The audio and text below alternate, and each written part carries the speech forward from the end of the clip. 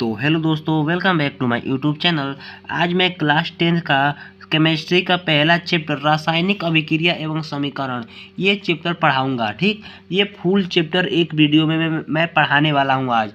अगर आप 2024 board exam की तैयारी कर रहे हैं तो आप मेरे चैनल को सब्सक्राइब कर लीजिए, लाइक कर दीजिए और अपने दोस्तों के साथ शेयर कर दीजिए, क्योंकि इस चैनल पे धाकड़ तैयारी कराई जाएगी हर एक सब्जेक्ट की। ठीक है, आइए समय न गवाते हुए हम लोग वीडियो को स्टार्ट करते हैं। तो सबसे पहली टॉपिक आती है भौतिक परिवर्तन। भौतिक परिवर्तन किसे कहते हैं? तो ऐसे परिवर्तन जिसमें पदार्थ की अवस्थाएं, सॉलिड, लिक्विड, गैस इत्यादि में परिवर्तन होता है लेकिन रासायनिक परिवर्तन नहीं होता है। ठीक, यानी कि ऐसे परिवर्तन जिसमें पदार्थ की अवस्थाएं बदलती हैं लेकिन उसमें कोई नए पदार्थ का निर्माण नहीं होता है, उसे हम भौतिक परिवर्तन कहते हैं। जैसे देखिए, इसमें मैं एक पॉइंट लिखा हूँ, बहुत ही महत्वपूर्ण पॉइंट है कि इसमें कोई नया पदार्थ नहीं बनता है, इसमें कोई नया पदार्थ का निर्माण नहीं होता है। जैसे देख लीजिए, मोम का पिघलना। अगर हम लोग मोमबत्ती को जब जला देंगे तो मोम पिघल जाता है। उस मोम को हम चाहे तो फिर से कोई भी फॉर्म में हम लोग ला सकते हैं उसको। ठीक, और देखिए बल्ब का जलना।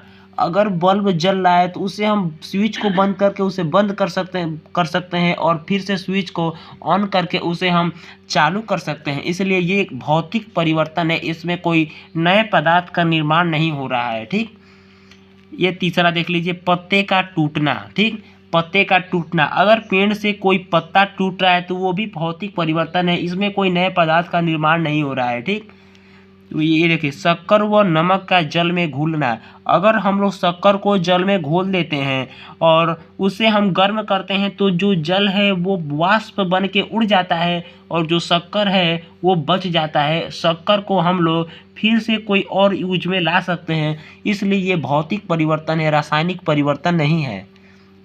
और देख लीजिए, बर्फ का बनना। जो बर्फ हम लोग फ्रिज में रख करके बनाते हैं, जो बर्फ को हम लोग निकाल देंगे फ्रिज से बाहर तो वो फिर से लिक्विड फॉर्म में आ जाएगा, यानी कि वो फिर से पानी का रूप में आ जाएगा। ठीक, वाष्प का बनना। वाष्प यानी कि जब हम पानी को गर्म करते हैं तो वो वाष्प बन जाता है, फिर से वो प्रकृति में बारिश के रूप में हमें उपलब्ध होता है। इसलिए ये भौतिक परिवर्तन है, रासायनिक परिवर्तन नहीं है। आइए हम लोग रासायनिक परिवर्तन देखते हैं। आइए रासायनिक परिवर्तन देखते हैं।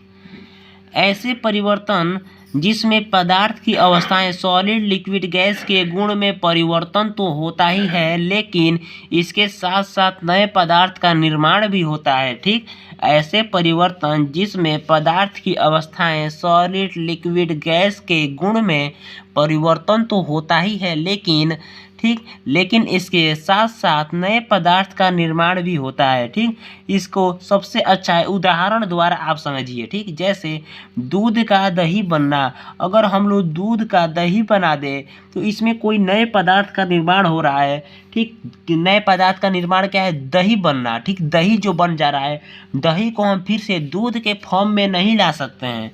ठीक, दूसरा है लोहे में जंग लगना। लोहे में जब जंग लग जाता है, यानी कि जब लोहा पूरी तरह खराब हो जाता है तो उसे हम फिर से एक नए लोहे के रूप में हम नहीं ला सकते उसको। ठीक, आइए हम लोग तीसरा टॉपिक देखते हैं। ठीक, रासायनिक अभिक्रिया। रासायनिक अभिक्रिया किसे कहते हैं? एकदम एकदम मेन टॉपिक है ये। ठीक, रासायनिक अभिक्रिया किसे कहते हैं? दोस्तों, अगर आप केमिस्ट्री को समझ के चलेंगे तो आपका केमिस्ट्री बहुत ही स्ट्रांग होगा। अगर आप इसको रटते जाएंगे तो आपका केमिस्ट्री वीक हो जाएगा, स्ट्रांग कभी नहीं होगा। इसलिए आप रटने की कोशिश ना करें, आप समझने की कोशिश करें। रासायनिक अभिक्रिया किसे कहते हैं? जब दो या दो से अधिक पदार्थ, ध्यान से सुनिएगा एकदम, जब दो या दो से अधिक पदार्थ आपस में मिलकर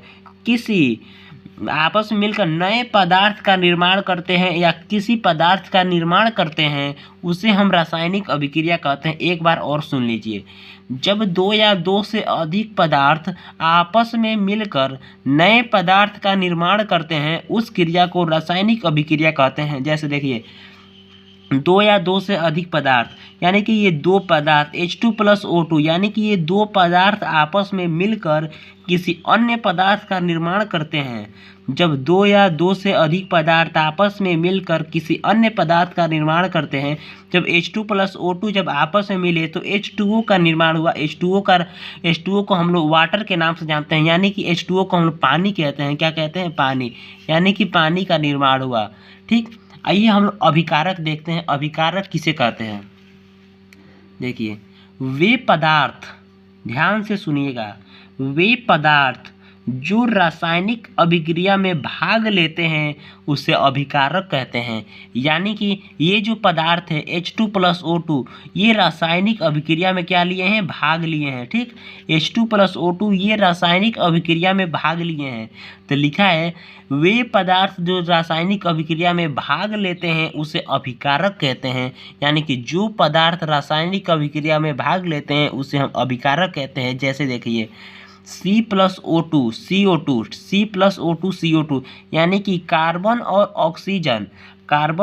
ऑक्सीजन आपस में भाग लेकर के मिल करके CO2 का निर्माण किए हैं, यानी कि कार्बन डाइऑक्साइड का निर्माण किए हैं। यानी कि कार्बन का एक परमाणु और ऑक्सीजन का दो परमाणु आपस में मिलकर कार्बन डाइऑक्साइड का क्या किए हैं? निर्माण किए हैं। ठीक, आइए हम लोग उत्पाद देखते हैं। उत्पाद कहते किसे हैं? ठीक, एकदम इस अभिकारक का एकदम उल्टा है। देखिए, रासायनिक अभिक्रिया के फलस्वरूप, एकदम ध्यान से सुनिएगा, रासायनिक अभिक्रिया के फलस्वरूप उत्पन्न नए पदार्थ को उत्पाद कहते हैं। यानी कि रासायनिक अभिक्रिया में अभिकारक क्या है? कार्बन और ऑक्सीजन। रासायनिक अभिक्रिया के फलस्वरूप उत्पन्न नए पदार्थ को उत्पाद कहते हैं। यानी कि कौन सा पदार्थ उत्पन्न हुआ है इन दोनों के मिलने से? कार्बन डाइऑक्साइड उत्पन्न हुआ है। ठीक, यानी कि रासायनिक अभिक्रिया के फलस्वरूप उत्पन्न नए पदार्थ को उत्पाद कहते हैं। ठीक, यानी कि ये इसका निर्माण हुआ है कार्बन डाइऑक्साइड का। आइए हम लोग अगला टॉपिक देखते हैं। आइए हम लोग उत्पाद का पहले जैसे देख लेते हैं कि जैसे एग्जाम्पल में आप लोग क्या लिखेंगे। ठीक, Mg+O2 = 2MgO। 2 इसको जब इसमें ऑक्सीजन का दो परमाणु है, ऑक्सीजन का दो परमाणु को करने के लिए यहाँ पे 2 से मल्टीप्लाई किया गया है कि ऑक्सीजन का इसमें भी दो परमाणु हो जाए। ठीक, अगर आपको रासायनिक समीकरण को संतुलित करना है तो आप मेरे डिस्क्रिप्शन में जाइए और वीडियो को वहाँ से देख सकते हैं। मैं फुल वीडियो बनाया हूँ रासायनिक समीकरण को संतुलित करने का। ठीक, अब देखिए अगला टॉपिक, रासायनिक अभिक्रिया की पहचान। रासायनिक अभिक्रिया की पहचान क्या होती है? ठीक, पहली होती है गैस का निकलना। रासायनिक अभिक्रिया की पहचान क्या होती है? गैस का निकलना, रंग में परिवर्तन, ताप में परिवर्तन। चौथा होता है अवस्था में परिवर्तन।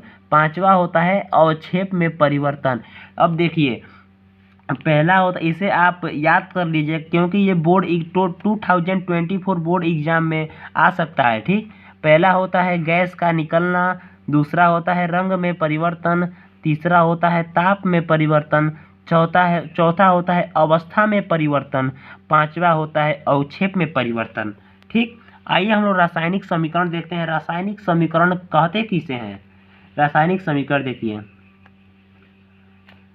रासायनिक अभिक्रिया में प्रयुक्त पदार्थों को संकेतों के रूप में लिखना रासायनिक समीकरण कहलाता है। ठीक, एक बार और ध्यान से सुनिएगा आप, रासायनिक अभिक्रिया में प्रयुक्त पदार्थों को, रासायनिक अभिक्रिया में प्रयुक्त पदार्थों को संकेतों के रूप में लिखना रासायनिक समीकरण कहलाता है। यानी कि Mg+O2, यानी कि Mg को क्या कहते हैं? मैग्नीशियम कहते हैं। ठीक, अगर हम मैग्नीशियम को Mg से लिख दिए तो ये एक संकेत हो गया Mg। O को क्या कहते हैं? ऑक्सीजन कहते हैं। ठीक, ऑक्सीजन को मान लीजिए मैं O लिखा हूँ, ये एक संकेत हो गया। ठीक, Mg+O2 MgO। ठीक, Mg+O2 = MgO। ठीक, इसको किसी भी रासायनिक अभिक्रिया में प्रयुक्त पदार्थों को संकेतों के रूप में लिखना रासायनिक समीकरण कहलाता है। ठीक, अब देखिए अगला टॉपिक हम लोग देखते हैं। अगला टॉपिक क्या है? रासायनिक समीकरण का संतुलन। रासायनिक समीकरण का संतुलन क्यों आवश्यक होता है और रासायनिक समीकरण का जो संतुलन होता है उसे क्यों हमेशा बराबर रखा जाता है, यानी कि अभिकारक का द्रव्यमान और उत्पाद का द्रव्यमान को क्यों बराबर रखा जाता है। आइए इसे हम देखते हैं। द्रव के अविनाशिता के नियमानुसार न ही हम किसी द्रव को नष्ट कर सकते हैं, इसे आप रट लीजिएगा। क्या है? द्रव के अविनाशिता के नियमानुसार न ही हम किसी द्रव को नष्ट कर सकते हैं और न ही उत्पन्न कर सकते हैं। हम किसी भी द्रव को इस प्रकृति में पाए जाने वाले हम किसी भी द्रव को न ही नष्ट कर सकते हैं और न ही उत्पन्न कर सकते हैं, ठीक, और न ही उत्पन्न कर सकते हैं। अर्थात रासायनिक अभिक्रिया में प्रयुक्त उत्पाद और अभिकारक का द्रव्यमान समान होता है, ठीक। रासायनिक अभिक्रिया में प्रयुक्त अभिकारक और उत्पाद का द्रव्यमान क्या होता है? समान होता है, ठीक। एक बार और शुरू से देख लीजिए। द्रव के अविनाशिता के नियमानुसार न ही हम किसी द्रव को नष्ट कर सकते हैं और न ही उत्पन्न कर सकते हैं। अर्थात रासायनिक अभिक्रिया में प्रयुक्त उत्पाद और अभिकारक का द्रव्यमान समान होता है, ठीक। आइए हम लोग एग्जाम्पल के थ्रू समझते हैं, ठीक। जैसे में देख लीजिए, Mg + O2 = 2MgO, यानी कि Mg मतलब मैग्नीशियम। मैग्नीशियम यहाँ पे कितना है? मैग्नीशियम 1 है, ठीक। मैग्नीशियम कितना, यहाँ पे कुछ नहीं लिखा तो मैग्नीशियम 1 है। ऑक्सीजन कितना है? 2 है। तो ऑक्सीजन को हम लोग पूरा करने के लिए यहाँ पे 2 से मल्टीप्लाई कर दिए। 2 एकम में 2, यानी कि 2 यहाँ पे ऑक्सीजन हो गया, यहाँ पे और 2 ऑक्सीजन हो गया, ठीक। यहाँ पे ऑक्सीजन पूर्ण हो गया, लेकिन 2 से मल्टीप्लाई करने की वजह से यहाँ पे मैग्नीशियम भी कितना हो गया? 2 हो गया, ठीक। यहाँ पे मैग्नीशियम कितना हो गया? 2 हो गया। अगर मैग्नीशियम यहाँ पे 2 है, यहाँ पे मैग्नीशियम 1 है, इसलिए यहाँ पे हम 2 से मल्टीप्लाई कर देंगे, इसलिए यहाँ पे मैग्नीशियम भी 2 हो गया, यहाँ पे भी मैग्नीशियम 2 हो गया, यहाँ पे ऑक्सीजन भी 2 हो गया और यहाँ पे भी ऑक्सीजन 2 हो गया। इसलिए अभिकारक का द्रव्यमान और उत्पाद का द्रव्यमान क्या हो गया? दोनों समान हो गया। इसलिए द्रव के अविनाशिता के नियमानुसार न ही हम किसी द्रव को नष्ट कर सकते हैं और न ही हम किसी द्रव को उत्पन्न कर सकते हैं। इसलिए रासायनिक अभिक्रिया में अभिकारक का द्रव्यमान और उत्पाद का द्रव्यमान समान होता है, ठीक। आइए हम लोग अगला टॉपिक देखते हैं। देखिए, रासायनिक अभिक्रिया के प्रकार। रासायनिक अभिक्रिया कितने प्रकार के होते हैं? तो रासायनिक अभिक्रिया कितने प्रकार के होते हैं?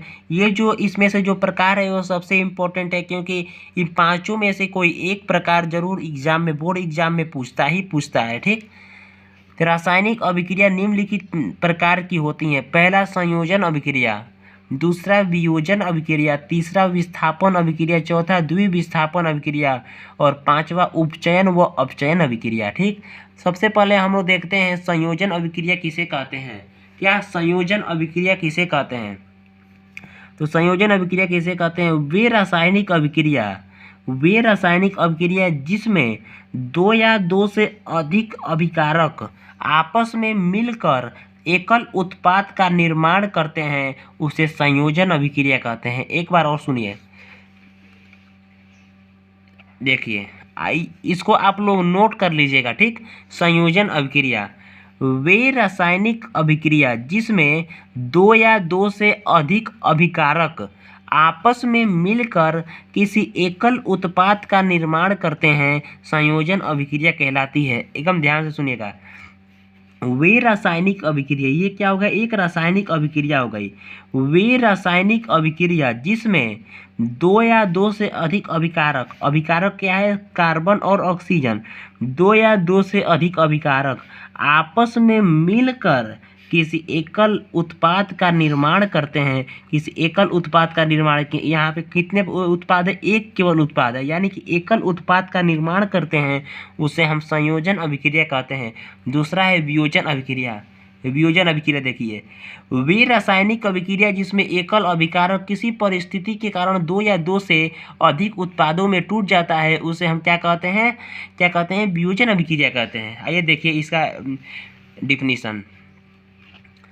वे रासायनिक अभिक्रिया जिसमें एकल अभिकारक किसी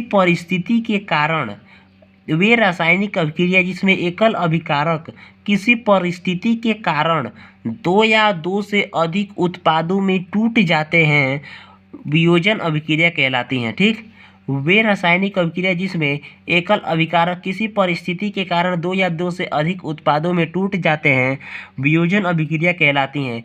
वियोजन अभिक्रिया तीन प्रकार की होती हैं। वियोजन अभिक्रिया कितने प्रकार की होती हैं? वियोजन अभिक्रिया तीन प्रकार की होती हैं।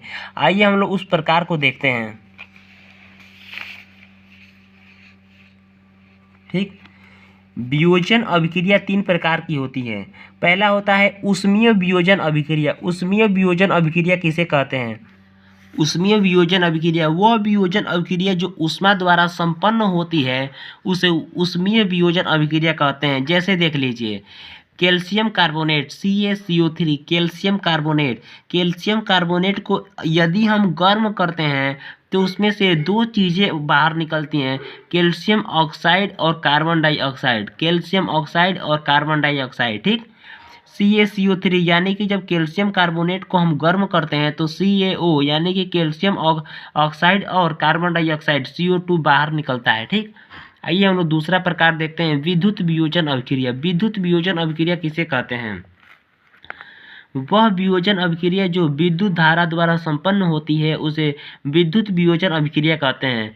वह वियोजन अभिक्रिया जो विद्युत धारा द्वारा संपन्न होती है उसे विद्युत वियोजन अभिक्रिया कहते हैं। जैसे H2O यानी कि पानी में अगर H2O किस चीज़ का सूत्र है? पानी का सूत्र है। यदि हम पानी में विद्युत धारा प्रवाहित करते हैं तो वो दो खंडों में टूट जाता है, H2+O2 यानी कि हाइड्रोजन का परमाणु अलग हो जाता है और ऑक्सीजन का परमाणु अलग हो जाता है। ठीक, H2O बराबर H2+O2। ठीक, आइए तीसरा देखते हैं। तीसरा है प्रकाशीय वियोजन अभिक्रिया। प्रकाशीय वियोजन अभिक्रिया किसे कहते हैं?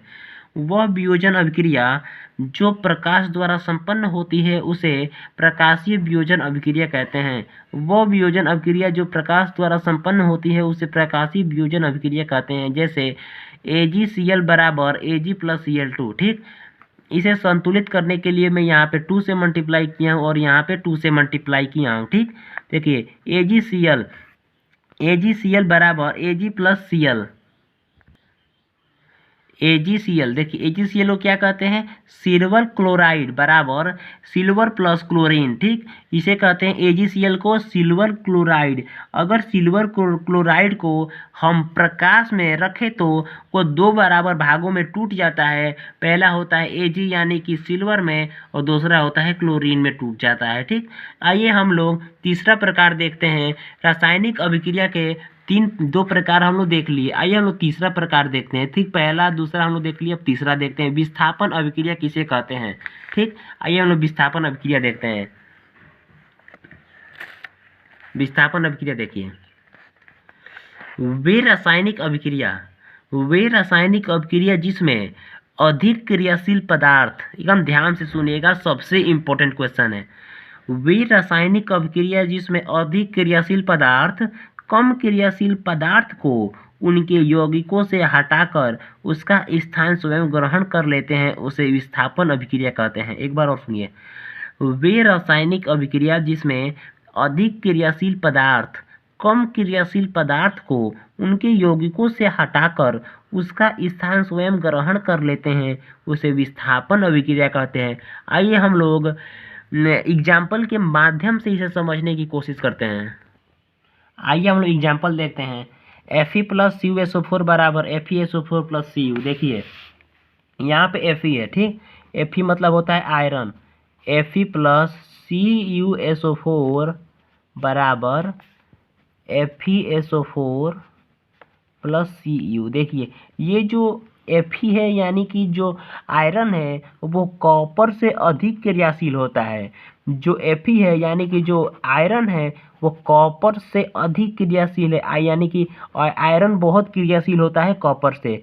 इसलिए यहाँ पे दिया गया है कि वे रासायनिक अभिक्रिया जिसमें अधिक क्रियाशील पदार्थ, यानी कि अधिक क्रियाशील कौन है? ये Fe है। अधिक क्रियाशील पदार्थ कम क्रियाशील पदार्थ को, यानी कि कम क्रियाशील पदार्थ को उनके यौगिकों से हटाकर, ये किस यौगिक में मिला हुआ है? SO4 यानी कि सल्फेट के यौगिक में मिला हुआ है। कम क्रियाशील पदार्थ को उनके यौगिकों से हटाकर उसका स्थान स्वयं ग्रहण कर लेता है, यानी कि Fe जो है Cu का स्थान ग्रहण कर लेता है और ग्रहण कर लेता है और FeSO4 यानी कि आयरन सल्फेट का निर्माण करता है प्लस Cu। और उनके देखिए वे रासायनिक अभिक्रिया जिसमें अधिक क्रियाशील पदार्थ कम क्रियाशील पदार्थ को उनके यौगिकों से हटाकर उसका स्थान स्वयं ग्रहण कर लेते हैं। ठीक, यानी कि SO4 का कौन यौगिक हो गया है? Fe हो गया है, यानी कि आयरन हो गया है। ठीक, यानी कि उसका स्थान स्वयं ग्रहण कर लेते हैं, उसे क्या कहते हैं? विस्थापन अभिक्रिया कहते हैं। ठीक, आइए हम लोग चौथा, ठीक, बंद कहना कहले है बंद। आइए हम लोग चौथा देखते हैं, द्विविस्थापन अभिक्रिया। द्विविस्थापन अभिक्रिया किसे कहते हैं? हमने 3 देख लिया, अब हमारा चौथा बचा है द्विविस्थापन अभिक्रिया। इसे हम लोग समझते हैं, ठीक, डिफिनेशन के माध्यम से।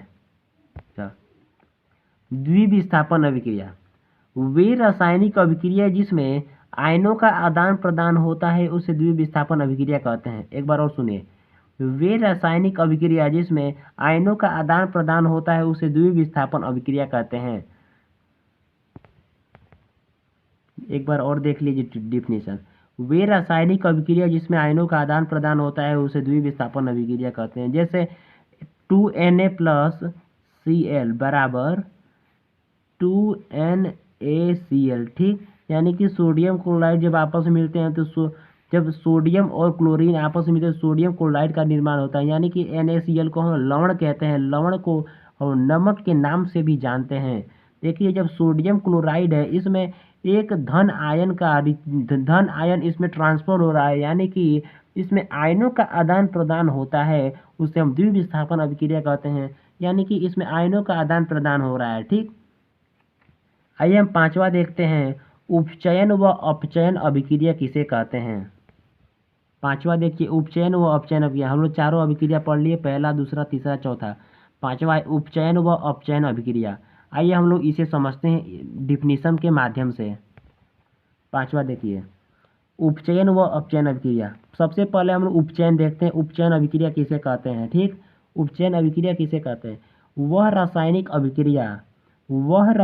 अभिक्रिया जिसमें ऑक्सीजन का योग होता है, यानी कि उसमें ऑक्सीजन का योग होता है तथा हाइड्रोजन की कमी होती है, तथा हाइड्रोजन की क्या होती है? कमी होती है, और ऑक्सीजन का योग होता है, उसे हम उपचयन अभिक्रिया कहते हैं। एक बार और सुन लीजिए, वह रासायनिक अभिक्रिया जिसमें ऑक्सीजन का योग होता है तथा हाइड्रोजन की कमी होती है उसे उपचयन अभिक्रिया कहलाती है। जैसे जैसे देखिए Zn प्लस CuSO4 यानी कि जिंक, जब जिंक CuSO4 यानी कि कॉपर सल्फेट के साथ अभिक्रिया करता है, जब जिंक कॉपर सल्फेट के साथ अभिक्रिया करता है तो जिंक सल्फेट प्लस कॉपर धातु बनती है। यानी कि इसमें लिखा है कि वह रासायनिक अभिक्रिया जिसमें ऑक्सीजन का योग होता है।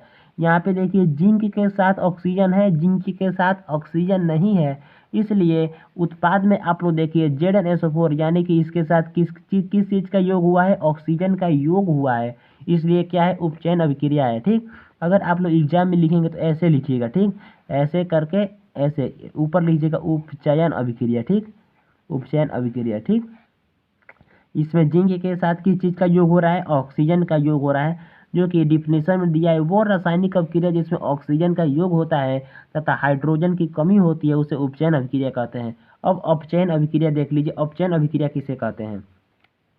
वह रासायनिक अभिक्रिया जिसमें ऑक्सीजन की कमी होती है, उसमें ऑक्सीजन की जो है उसमें ऑक्सीजन का योग हो रहा था, इसमें ऑक्सीजन की कमी हो रही है। वह रासायनिक अभिक्रिया जिसमें ऑक्सीजन की कमी होता है तथा हाइड्रोजन की वृद्धि होता है उसे अपचयन अभिक्रिया कहते हैं। ठीक, वह रासायनिक अभिक्रिया जिसमें ऑक्सीजन की कमी होती है तथा हाइड्रोजन की वृद्धि होती है उसे अपचयन अभिक्रिया कहते हैं। देखिए CuO प्लस H2 बराबर Cu प्लस H2O।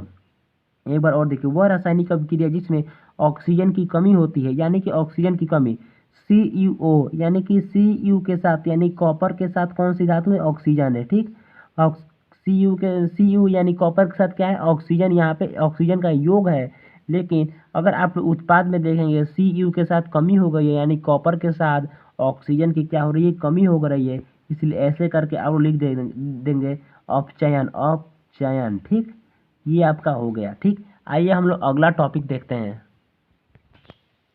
आइए हम लोग सबसे इम्पोर्टेंट टॉपिक देखते हैं, रेडॉक्स अभिक्रिया। रेडॉक्स अभिक्रिया किसे कहते हैं? वह रासायनिक अभिक्रिया जिसमें उपचयन व अपचयन साथ साथ होते हैं उसे रेडॉक्स अभिक्रिया कहते हैं। वह रासायनिक अभिक्रिया जिसमें उपचयन व अपचयन साथ साथ होते हैं उसे हम रेडॉक्स अभिक्रिया कहते हैं। रेडॉक्स अभिक्रिया को सबसे हम एग्जाम्पल के माध्यम से समझते हैं। जैसे देखिए यहाँ पे लिखा है Cu प्लस H2O। यहाँ पे लिख के दिखाता हूँ, Cu प्लस H2 बराबर Cu प्लस H2O। देखिए एकदम ध्यान से सुनिएगा। हम लोग सबसे पहले पढ़े थे उपचयन अभिक्रिया। उपचयन अभिक्रिया किसे कहते हैं? वे रासायनिक अभिक्रिया जिसमें ऑक्सीजन का योग होता है अथवा हाइड्रोजन की कमी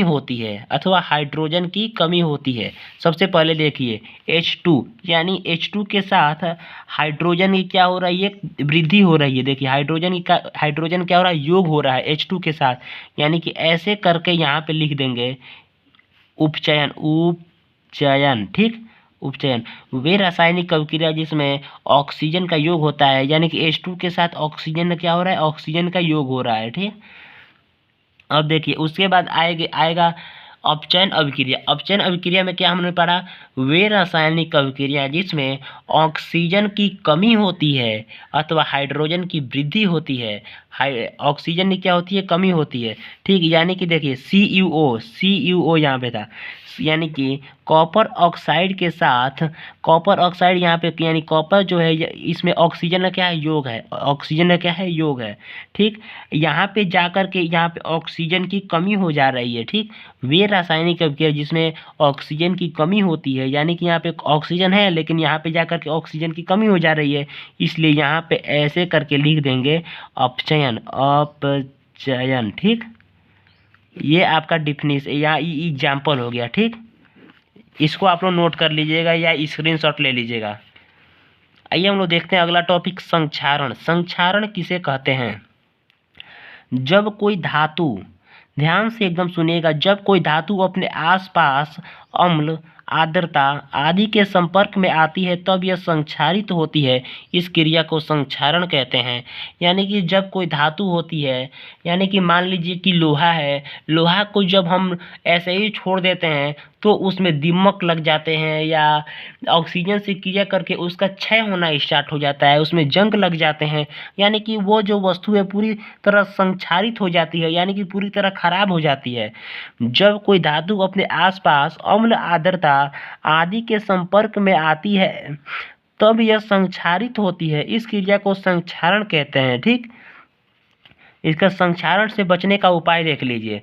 संक्षारण से कैसे बचा जा सकता है? ठीक, पहला उपाय है पेंट करके, यानी कि हम लोहा है, लोहा को अगर हम पेंट कर दें तो उसमें क्षय होने का भय बहुत ही कम हो जाता है, न के बराबर हो जाता है। पेंट करके हम लोग संक्षारण को रोक सकते हैं, ग्रीस लगाकर हम लोग संक्षारण को रोक सकते हैं। यानी कि जो दरवाज़ा है जब हम बंद करते हैं तो चों चों करता है, यानी कि जब उसमें हम लोग ग्रीस लगा देते हैं तब चों चों नहीं करना बंद हो जाता है। ठीक, वैसे ही मान लीजिए हम कोई दरवाजा है उसमें जब ग्रीस लगा देंगे तब उसका आवाज़ देना वो बंद हो जाता है। इसे ग्रीस लगाकर हम संक्षारण से बच सकते हैं। तीसरा है गैल्वेनीकरण अभिक्रिया द्वारा, यानी कि कोई अभिक्रिया होती है रासायनिक अभिक्रिया द्वारा भी हम संक्षारण से बच सकते हैं। अगला टॉपिक हम लोग देखते हैं, सबसे महत्वपूर्ण टॉपिक, विकृत गंधिता किसे कहते हैं? विकृत गंधिता किसे कहते हैं? आइए हम लोग अगला टॉपिक को देखते हैं। आइए हम लोग देखते हैं विकृत गंधिता। दोस्तों अगर आप मेरे चैनल पे पहली बार हैं तो चैनल को लाइक करें, सब्सक्राइब करें और अपने दोस्तों के साथ शेयर करें, क्योंकि आपके एक सब्सक्राइब करने से मेरा मोटिवेशन होता है और मैं वीडियो बनाने के लिए उत्साहित होता हूं। आप कुछ तो गुरु दक्षिणा मेरे को दीजिए। ठीक, लाइक करके सब्सक्राइब करके, मेरे को और कुछ नहीं चाहिए। ठीक, आइए हम लोग विकृत गंधिता देखते हैं। विकृत गंधिता किसे कहते हैं? वसायुक्त अथवा तेलीय खाद्य सामग्री को लंबे समय तक रखने पर, एकदम ध्यान से सुनिएगा, वसा युक्त अथवा तेलीय खाद्य सामग्री को लंबे समय से रखने पर उनके स्वाद व गंध में परिवर्तन हो जाते हैं। इसी क्रिया को विकृत गंधिता कहते हैं। यानी मान लीजिए कि आपके घर में रात को सब्जी उब्जी बनती है, तो थोड़ी कितनी भी तो सब्जी बची जाती होगी, ठीक। उसको अगर आप सुबह तक रखेंगे गर्मी के दिन में, तो वो खराब हो जाता है, ठीक। इसीलिए वसा युक्त अथवा तेलीय खाद्य सामग्री को लंबे समय तक रखने पर उनके स्वाद व गंध परिवर्तन हो जाते हैं। इसी क्रिया को विकृत गंधिता कहते हैं, ठीक। विकृत गंधिता से बचने का उपाय भी है। अगर आप लोग विकृत गंधिता से बचना चाहते हैं, यानी कि कोई भी वस्तु, यानी कि खाने वाला सामान को आप लंबे समय तक रखना चाहते हैं, तो उसे आप कैसे रख सकते हैं और कहाँ पे उसे भंडारित कर सकते हैं। आइए हम लोग देखते हैं कि विकृत गंधिता से बचने का उपाय। विकृत गंधिता से बचने का उपाय। विकृत गंधिता से बचने का सबसे महत्वपूर्ण उपाय मैं आपको बता रहा हूँ। पहला है, खाद्य पदार्थों को वायुरोही बर्तन में रखकर विकृत गंधिता से बचा जा सकता है। पहला क्या है? खाद्य पदार्थों को वायुरोही बर्तन में रखकर विकृत गंधिता से बचा जा सकता है। यानी कि आप कोई भी खाने वाला सामान वायुरोही बर्तन में रख दीजिए। यानी कि वायुरोही बर्तन का मतलब है उसमें ऑक्सीजन या कोई भी हवा उसमें प्रवेश न कर पाए। ऐसे आप बर्तन में खाद्य पदार्थों को रख सकते हैं, जो कि वह लंबे समय तक रख सकते हैं आप उसे, वो खराब नहीं होगा लंबे समय तक, ठीक। दूसरा है, खाद्य पदार्थों को रेफ्रिजरेटर में भंडारित करके आप विकृत गंधिता से बच सकते हैं। यानी कि आप खाने वाले सामान को फ्रिज में कितने भी दिनों के लिए रख दें, वो खराब नहीं होते हैं। बहुत ही लंबे समय तक वो भंडारित उसमें आप कर सकते हैं। तीसरा नंबर सबसे इम्पोर्टेंट टॉपिक है, ये बहुत से एग्जाम में पूछे गए हैं क्वेश्चन, ठीक। सब बहुत ही इम्पोर्टेंट टॉपिक है। तीसरा नंबर है, देखिए, आलू चिप्स, कुरकुरे या अन्य प्रकार के खाद्य पदार्थों को पैकेटों में पैकिंग करते समय ऑक्सीजन को हटा दिया जाता है और नाइट्रोजन को भर दिया जाता है, क्योंकि नाइट्रोजन एक अक्रिय गैस होती है। यानी कि जो दुकान से आप खरीदते हैं कुरकुरे, चिप्स, यानी कि जो भी आप खरीदते हैं खाने वाला सामान, उसमें ऑक्सीजन का प्रयोग नहीं किया जाता है। चूँकि जो ऑक्सीजन होता है वो खाने वाले पदार्थ से अभिक्रिया करके उसे गंधहीन बना देता है, यानी कि उसे खराब कर देता है। इसलिए उसमें नाइट्रोजन का प्रयोग किया जाता है, क्योंकि नाइट्रोजन के प्रयोग करने से उसका जो समय होता है वो बढ़ जाता है, ठीक। वो खाने वाला पदार्थ खराब नहीं होता, उसका डेट बढ़ जाता है, उसका एक्सपायरी डेट बढ़ जाता है, ठीक। दोस्तों, अगर आपको ये वीडियो पसंद आई हो तो वीडियो को लाइक कीजिए, सब्सक्राइब कीजिए और अपने दोस्तों के साथ शेयर कीजिए।